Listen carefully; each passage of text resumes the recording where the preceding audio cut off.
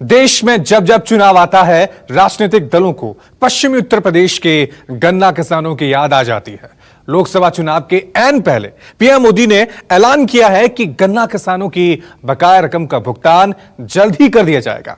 यह ऐलान उस 11 अप्रैल की तारीख के ठीक पहले हुआ जब गन्ना बेल्ट में मतदान होना है। लेकिन क्या इस ऐलान से गन्ना किसानों की सारी समस्याओं का निदान हो पाएगा? क्योंकि ऐलान तो 2017 में भी हुआ था कि इधर लखनऊ में बीजेपी की सरकार बनी और उधर 14 दिनों के भीतर गन्ना किसानों का पेमेंट हो जाएगा। लेकिन सच्चाई यह है कि महज सियासी वादे थे जो हकीकत से कोसों दूर हैं। ऐसे में सवाल है कि वोट बैंक बन चुके गन्ना किसानों की समस्या आखिरकार कब खत्म होगी, या सियासी बिसात पर गन्ना किसान सिर्फ मोहरे की तरह इस्तेमाल होते रहेंगे? क्या कारण है कि गन्ना किसानों के पैसे इतने सालों तक लटके रहे? हम जब आए तब 20-22 हजार करोड़ रुपया बकाया था। पर हमारे मुख्यमंत्री योगी जी है, वो आपकी एक एक पाइप दिलाएंगे और बहुत जल्द दिलाएंगे।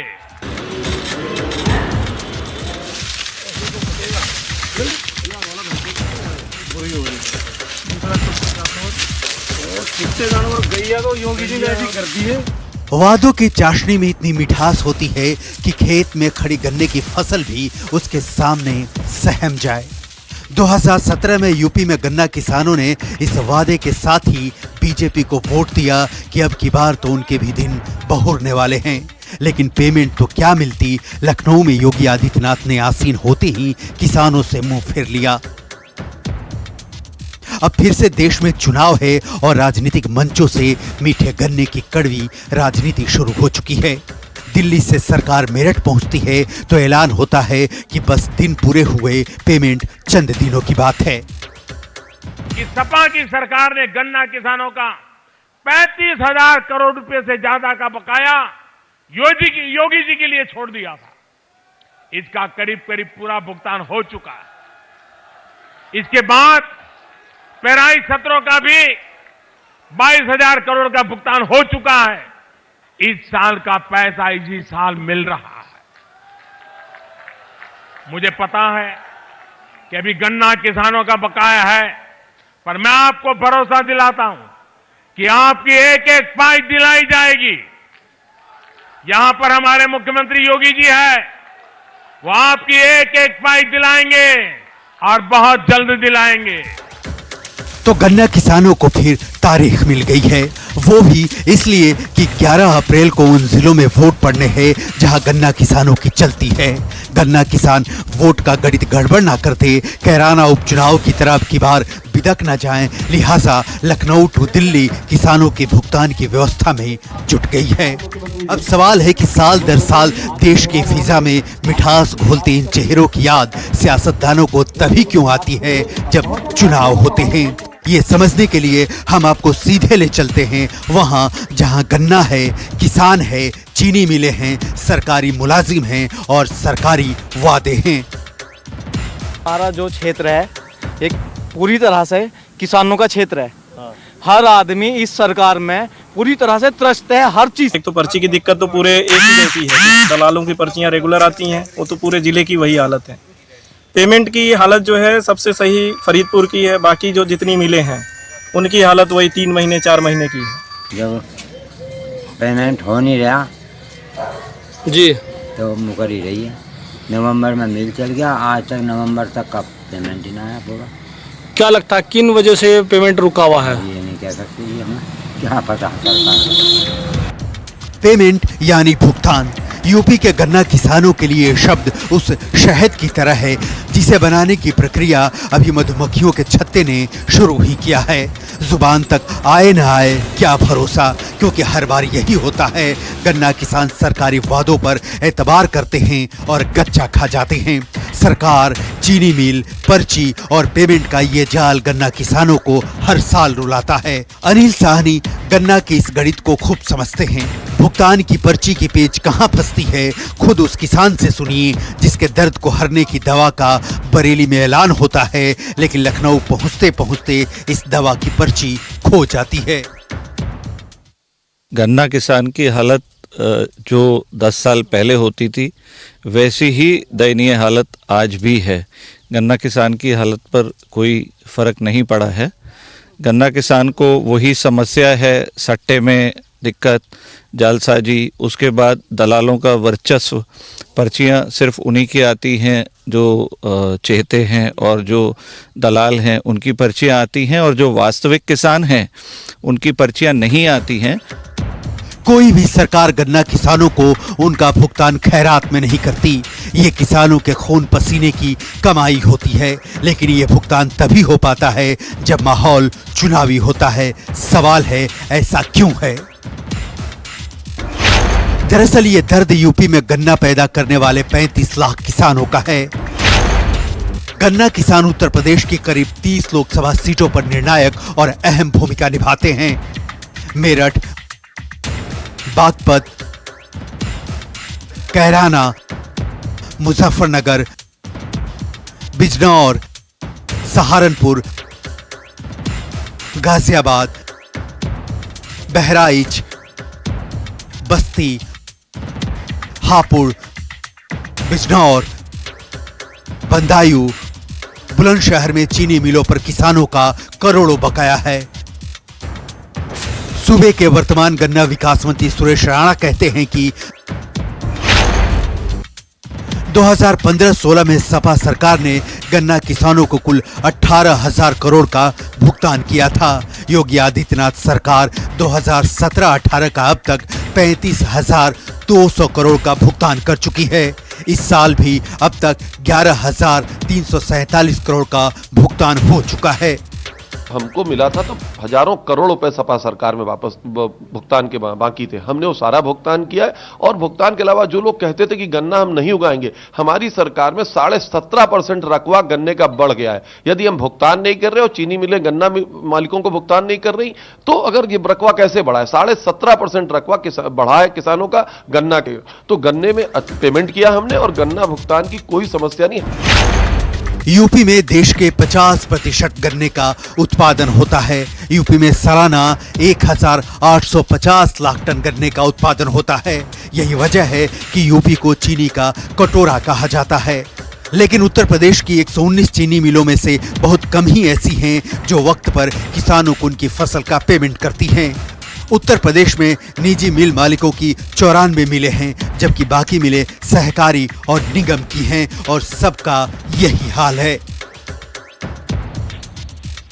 लेकिन आंकड़ों के गणित में आगे होने के बावजूद यूपी के किसान बेहाल हैं। कहा जाता है कि किसान का पसीना सूखे उसके पहले उसका मेहनताना मिल जाना चाहिए, लेकिन यहाँ तो आलम यह है कि साल दर साल किसानों की कमाई मिल मालिकों के पास पड़ी रहती है।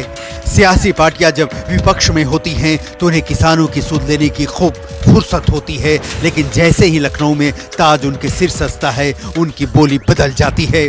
आज गन्ना किसान चुनावी चौपाल पर सिर्फ वोट बैंक बनकर रह गया है। कांग्रेस महासचिव प्रियंका गांधी ने ट्वीट किया कि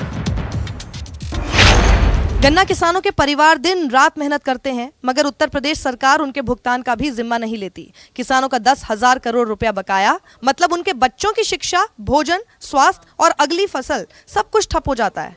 आज उत्तर प्रदेश का किसान न सिर्फ अपने फसल के आय को, उसके व्यवसाय को लेकर चिंतित है, अभी तो वो अपने फसल की रखवाली भी नहीं कर पा रहा है।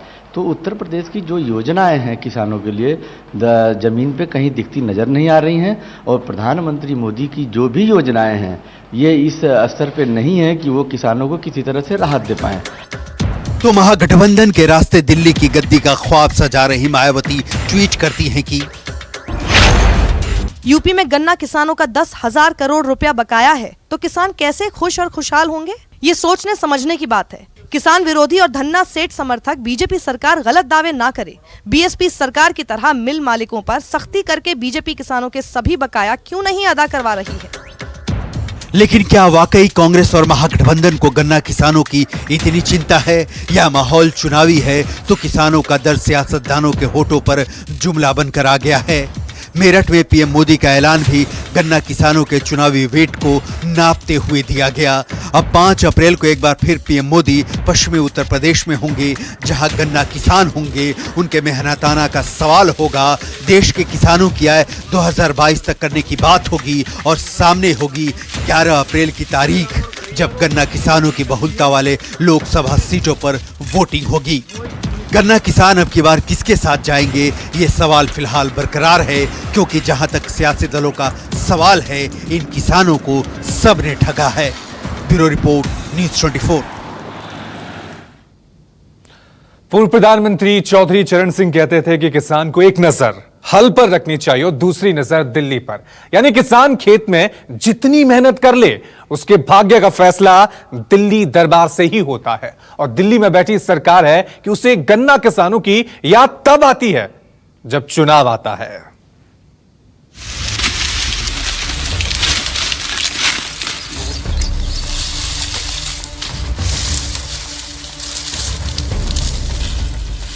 खेत में खड़ा गन्ना किसानों के लिए जितना कमाऊ है, उस पर होने वाली सियासत उससे ज्यादा बिकाऊ है। इसीलिए गन्ना किसान पश्चिमी उत्तर प्रदेश में हमेशा सियासत का केंद्र रहा है।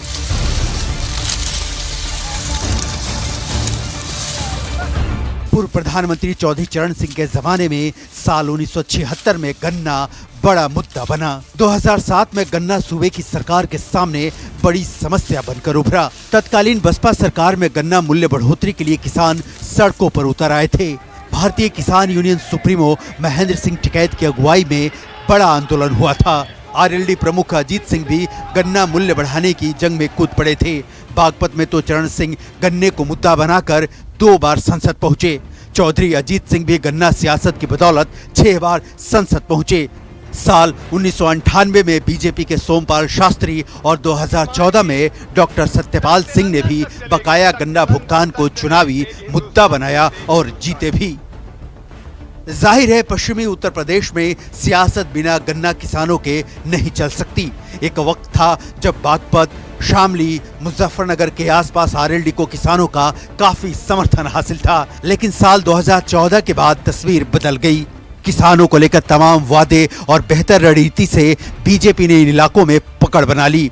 2014 लोकसभा चुनाव और 2017 विधानसभा चुनाव में बीजेपी को इसका लाभ भी मिला, लेकिन कैराना लोकसभा उपचुनाव के दौरान किसानों का रुख बदल गया और बीजेपी ने अपनी लोकसभा सीट भी गंवा दी। किसानों की ये नाराजगी कहीं अब की बार भी बीजेपी की नैया ले न डूबे, लिहाजा लखनऊ टू दिल्ली सचेत हो गई है, क्योंकि ये वो वोट बैंक है जिसकी अनदेखी कोई भी सियासी दल नहीं कर सकता। भले ही वोट हासिल करने के बाद वे चीनी मिल मालिकों के एजेंट बनकर काम करें, ऐसा हुआ भी और हो भी रहा है। सरकार के तमाम दावों के बावजूद किसान गन्ने के भुगतान के लिए आज भी परेशान है और मिल मालिक मौज कर रहे हैं। किसान भुगतान के लिए ही नहीं बल्कि मिल तक गन्ना पहुंचाने के लिए पर्चियों के लिए भी तरस गए, जबकि माफिया उन्हीं पर्चियों के सहारे लूट मचा रहे हैं।